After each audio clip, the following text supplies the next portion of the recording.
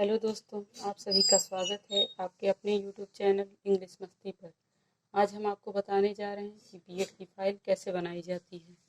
सबसे पहले हम अभ्यास पाठ योजना संख्या डालेंगे।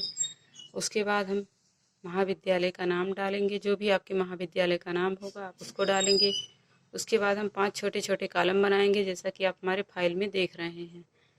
उसमें सबसे पहले लिखेंगे दिनांक, उसके बाद कक्षा, उसके बाद विषय, अवधि और कालांश।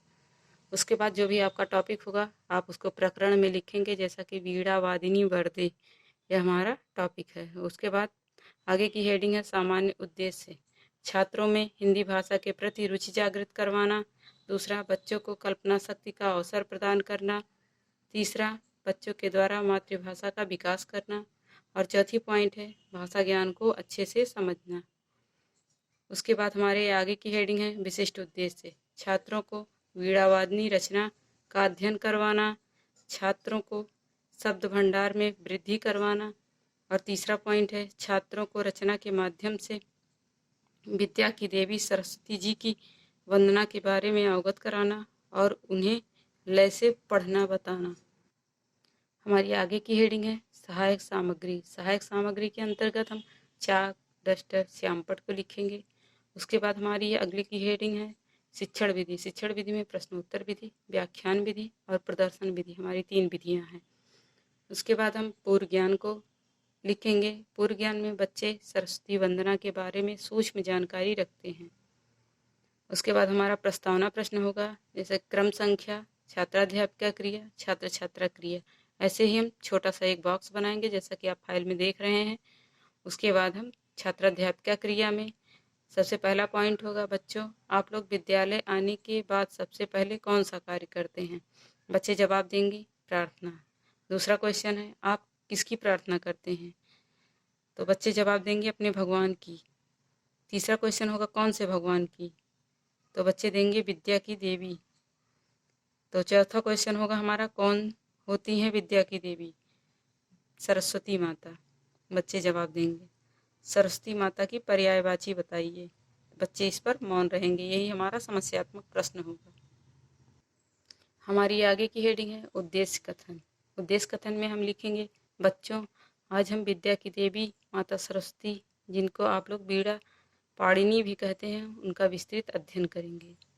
उसके बाद हम अगली हेडिंग डालेंगे प्रस्तुतिकरण। प्रस्तुतिकरण में हम उसके नीचे 5 कॉलम बनाएंगे। पहला क्रम संख्या, दूसरा शिक्षण बिंदु, तीसरा छात्राध्यापिका क्रिया और चौथा छात्र छात्रा क्रिया और पांचवा हमारा श्यामपट्ट कार्य होगा। शिक्षण बिंदु के अंतर्गत छात्र वाचन, आदर्श वाचन लिखेंगे। आदर्श वाचन के अंतर्गत छात्राध्यापक स्वयं पढ़ेंगे। उसके बाद छात्र छात्रा क्रिया में बच्चे ध्यान पूर्वक पढ़ेंगे और श्यामपट्ट कार्य में वीणा वादिनी वर्दे, जो कि हमारा टॉपिक है। उसके बाद अनुकरण वाचन, छात्राध्यापक बच्चों से पढ़ने के लिए कहेंगे और छात्र छात्रा क्रिया में बच्चे अनुकरण वाचन करेंगे। उच्चारणाभ्यास, उच्चारणाभ्यास के अंतर्गत छात्राध्यापक बच्चों से शुद्ध उच्चारण करवाएंगे और छात्र छात्रा क्रिया में बच्चे उच्चारण अभ्यास करेंगे। उसके बाद हमारा व्याख्या होगा। व्याख्या में हम लिखेंगे छात्राध्यापिका क्रिया में सूर्यकांत त्रिपाठी निराला जी की रचना वीणा वादिनी वर्दे एक सरस्वती वंदना है। उसके बाद आप श्यामपट्ट कार्य में देख रहे हैं वर्दे और डाट डाट डाट नौ स्वर दे। उसके बाद हम फिर से वही 5 कॉलम बनाएंगे, जैसा कि आप फाइल में देख रहे हैं। उसमें हम छात्राध्यापिका क्रिया में हम व्याख्या को क्या करेंगे।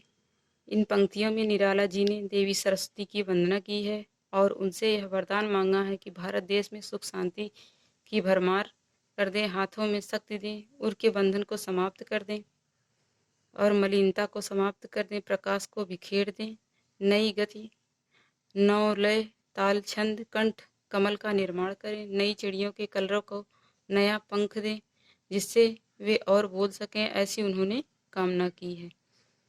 और उसके बाद हमारा है बोध प्रश्न। बोध प्रश्न में वीणा वादिनी वर्दे किसकी रचना है? तो छात्र छात्रा क्रिया में निराला जी की रचना है। उसके बाद हमारी दूसरा क्वेश्चन है, इसमें कवि ने किसके दूर करने की बात की है? और तीसरा क्वेश्चन है विद्या की देवी किसे कहा जाता है? हमारा आगे का हेडिंग होगा निरीक्षण कार्य। निरीक्षण कार्य में छात्राध्यापिका द्वारा कक्षा में घूम घूम कर निरीक्षण कार्य किया गया। छात्र श्यामपट्ट कार्य को देख और पूछ रहे हैं। उसके बाद आगे की हेडिंग है हमारा पुनरावृत्ति प्रश्न। वीणावादिनी वर्दे किसकी रचना है। दूसरा क्वेश्चन है इसमें कवि ने किसे दूर करने की बात कही है। और तीसरा क्वेश्चन है विद्या की देवी किसे कहा जाता है। उसके बाद हमारा लास्ट हेडिंग है गृह कार्य।